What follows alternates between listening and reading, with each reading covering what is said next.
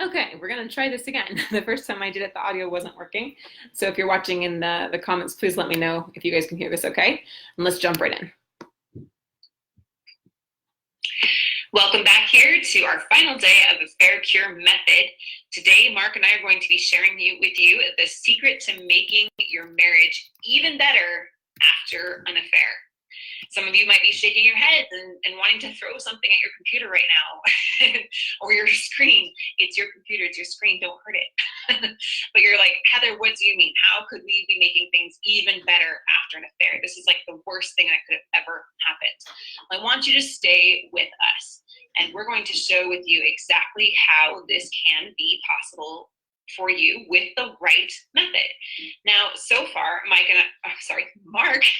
Mark and I have been sharing with you some common mistakes, and these look like this.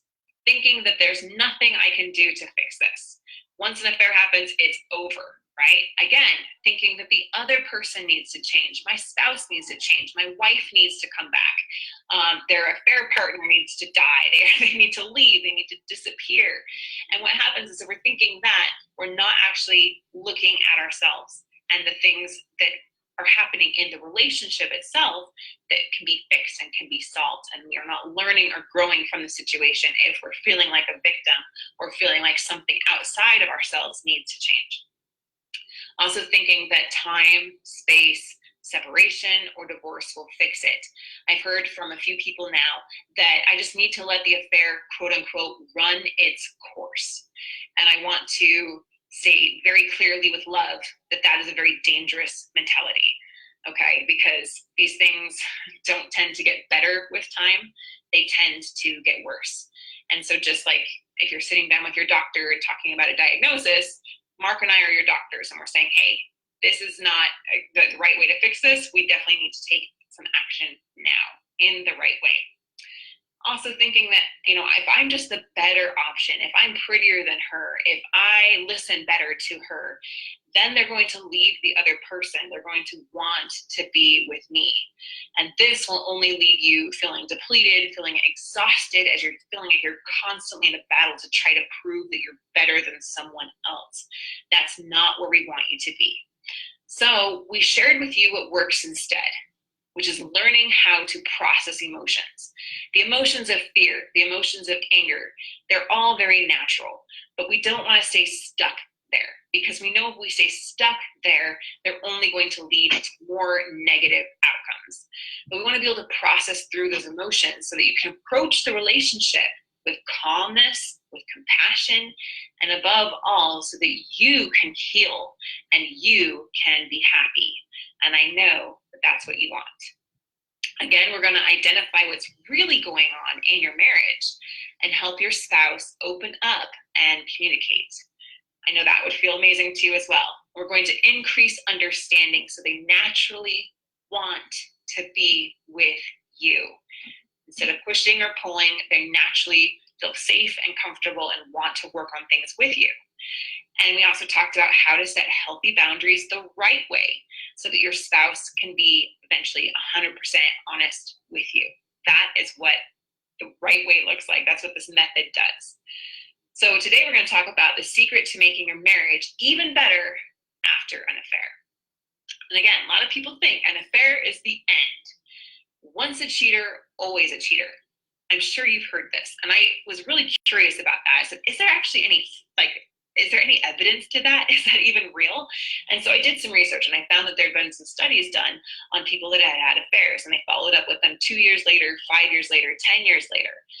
And the studies showed that there is some truth to this. Once a cheater, always a cheater, but it's not the way you think it is. Someone that cheats, according to the study, was 3 times more likely to cheat again than someone who had never been unfaithful. But it went both ways. This is where it gets really interesting. So someone who was cheated on was also 3 times more likely to be cheated on again. And I found that really fascinating. And I've been thinking about why that is. I wanted to bring Mark in here because I think he really hits this on the head. So Mark, why do you think that this saying happens and that there's this evidence that if you're 3 times more likely to either cheat or be cheated on? I've seen similar things even as I've worked with our own clients. I heard time and time again stories of our clients where they say, okay, yeah, we had some affairs in the past, and I'll ask them, okay, well, what did you do to resolve those affairs? I said, well, they ended the affair, and then we didn't really talk about it much after that. Meaning, what tends to happen is people are ill-equipped to deal with really serious problems like this in their relationship, and so they just set it aside, and they just think basically, if with enough time we'll heal. What doesn't happen though is they don't actually address what happened in the relationship, why they had an affair in the first place, and then the victim in the affair, the person who was cheated on, they don't really look at how they themselves reacted in that situation, or how their own thought process in the marriage as the marriage came into an affair, or how they healed it from an affair. It's just people aren't looking close enough into this, and they're not getting the proper help, or they're not following through quite as much as they need to be. I agree. And it's so important that any challenge that comes into our lives, that we recognize it as an opportunity to learn and to grow. And sometimes I understand that the pain and the betrayal, the anger can feel so strong that that's just where we stay. We just stay with that pain, we stay with that anger, and eventually we hope that that pain and that anger fades with time as we just try to move on. But there is a greater opportunity for each of us in these challenges, that we can learn, we can grow, we can become better. So let me go over here. So another mistake we see is that they dwell on the affair itself. They dwell on the affair, they dwell on the pain, they dwell on the other person. And it's not uncommon that we hear things like this. Is it even possible to get over an affair? Is it even possible? Can I even allow my heart to heal again? And my mind is flooded with the affair that he or she had. We've even talked to couples that had reconciled, but they had never fully addressed things that had happened in the relationship. And years later, they're still wondering why that happened, and they're still thinking about the affair that had happened. Here's an exact quote. I can't stop having negative thoughts about the past and thinking about the other man, the other woman, and what they did. And so it's like we take a magnifying glass to a really challenging situation, and then we just fixate on it. And it's really hard to get your mind and your heart to get out of that fear and away from the affair itself. But it's not going to help us be able to move forward. It's not going to help us to heal if that's all we're fixating on. And again, they're going to miss the opportunity to learn, to grow, and to have an even better marriage. And what they don't know is that there is a specific process to open up communication, to improve yourself. And in the process, you truly can have them leave the affair for good. We've seen it time and time again. And now I'm going to turn it over to Mark, who's going to show us the exact process that will help you get there. All right, so when I'm looking at this problem, but also many other problems, I'm looking at how we prevent further problems, basically stop any amount of pain or damage that's being done. Absolutely needing an affair, and this is part of the reason why we went over some of the other steps the other day, and with communication and setting boundaries, because those things can often prevent further damage. The thing is, if there is a lot of damage going on right now that you're not going to be able to heal, you're not going to be able to stop the affair in the first place, and you're going to run into these same problems down the road. And as with this and with many other problems, it's not just about eliminating what's going wrong, but it's actually about putting in the good things that are needed, building that foundation that could actually support a healthy marriage. Foundations of communication, of setting the right kind of priorities, of really having that commitment in your relationship. And we need that foundation if we're going to actually be happy together and prevent another affair. It's not just about stopping the affair, it's about having a good marriage. Further, we need to be able to have a consistent ability to meet needs within the relationship. And these aren't just all the nice things like, okay, let's get out on dates and let's have some respect for each other. this is, just some basic core needs that for any relationship to go well. Needs for time, needs for having some space when you need space, needs for being able to communicate, just all sorts of things. There needs to be an actual plan on how you're going to get there. And in the Affair Cure course, we're going to talk about what are the different things that are needed and how could you actually get there. And further, we need some ways to increase trust and intimacy. Let's face it, if an affair happens, it's going to be a huge break in trust, a huge, huge break in intimacy for most couples. People are not going to feel safe, they're not going to feel comfortable, they're not going to feel trusting.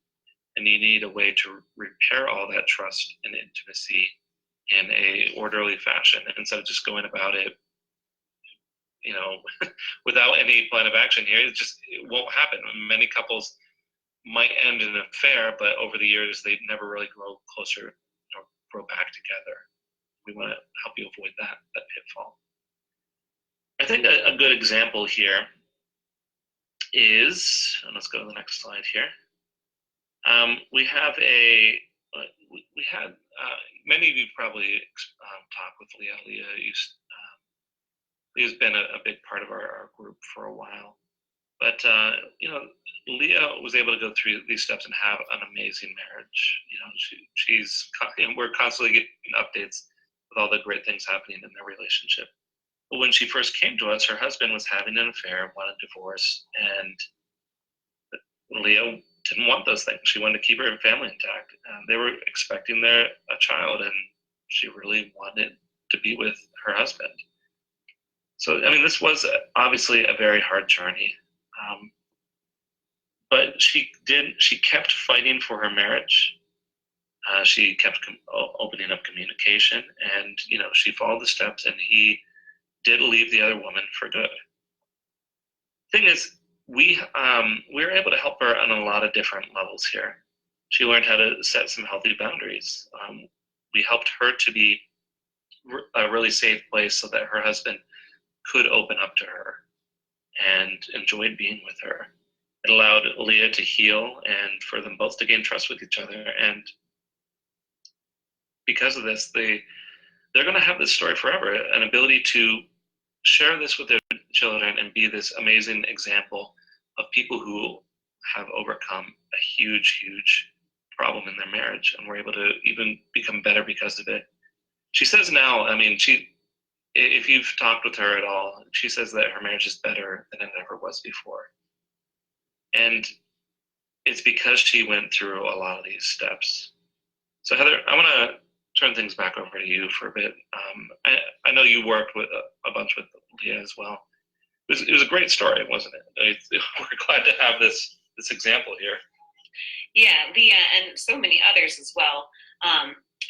Just saying that, the affair was the hardest thing that ever happened, but it was the best thing that ever happened.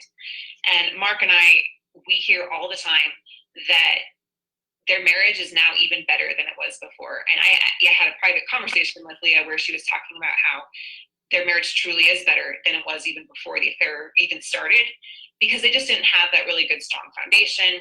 They weren't understanding each other. They weren't really meeting each other's needs. But now that they've gone through this and they've learned these skills, they truly have this incredible marriage that is stronger and better than it was ever before. And so when we say that you can have a better than ever marriage, that you can have the very best marriage possible, that's because it's true. There is that possibility for you. When you apply the right method, you and your spouse can go from being brokenhearted, broken trust, to truly learning and growing, and not only just getting through this or ending the affair, but actually truly thriving. And I was delighted when we talked to you guys all in our Thriving Marriage Facebook group, and the number one result that you guys wanted was that you wanted to have the best marriage possible. In fact, you even wanted to have a better than ever marriage. You wanted to know what the problems were that caused it to happen in the first place, and to restore that trust, to restore honesty, to have commitment, and to have faithfulness again. But you didn't just stop there. And I love that about everyone that's here listening to this, because you know in your heart that it is possible and that it's worth fighting for. Just like Leah, we're not saying it's going to be easy. It's not going to be easy. But there's also kind of an element of choose your heart. It's hard to be in the situation you are right now, and it's hard to have a marriage end. It's hard to go through divorce. It's hard to see them leave you for someone else. It's also hard to work on the relationship and to give it a try and to give it your all. They're both hard. So the choice is yours, right? So if you are saying here that I don't know what to do, this all sounds great, Mark and Heather. I would love to be where Leah is. That sounds amazing. Oh my goodness, how do I even get there? I don't know what to do. What are the first steps? Or if you're still thinking, I just need to be better than the other person, then they'll come back to me. If you're thinking, man, we really need to improve our communication. I recognize that we do not have good open communication. We don't understand each other. We're caught in some negative patterns. We need to step it up and improve our communication. If you're thinking, I need a miracle, I need an act of God, I need someone to come and rescue me, right? I want my spouse to leave him or her. I want the affair to end. I want to fix the issues that caused it and recommit to having the best marriage possible. Then Affair Cure is for you. We've designed it specifically to show you exactly what you need to do to have your spouse end the affair. There's no more, I don't know what to do. And now you're saying, oh, wow, I know what to do. That feels really good. That feels really secure. It feels very empowering, so that you can improve and open up communication so they naturally want to be with you. And you'll set those healthy boundaries in the right way that's specific for your relationship, that's going to allow you to repair the damage and heal as your spouse is 100% honest with you going forward. And you have a faithful spouse that loves you forever, is a good example to your children, and commits to having a happy marriage with you. So doors open tomorrow. Spots are very limited, and we always sell out within a few hours. It's a fact. We've done this many, many times, and our audience is massive. And there's many people just like you that are wanting to get there as well. So please do not hesitate, and don't wait until it's too late to join or it's too late for your marriage. I promise you, above all, my friend, that your happiness, your peace, your healing are worth it. Thank you, Mark, and we cannot wait to see you all inside Divorce Cure. See you, everyone. All right, and like I said here in the chat, doors are actually open now. Obviously, we sent this out a couple days ago, but I just really wanted to highlight the kind of result that you want, and ask yourself, what result do I want? In every challenge, we can either focus on the objective, focus on what we want, or we can focus on the obstacles. We could focus on all the reasons why it won't work, why it's too hard, why they this, why she that, why he that, and then we'll give our power away. When you focus on the obstacles, that's all you're gonna get is more obstacles. So focus on your objective. And when you focus on your objective, the right opportunities will show up for you to get you there. So again, few spots left open for Divorce Cure. End of Fair. End of Fair workshop. Divorce Cure was several months ago. I don't know why I'm living in the past still. No, End of Fair workshop. And so I encourage you that you take one of those last spots before they're gone, and we'll see you on the inside. Talk soon.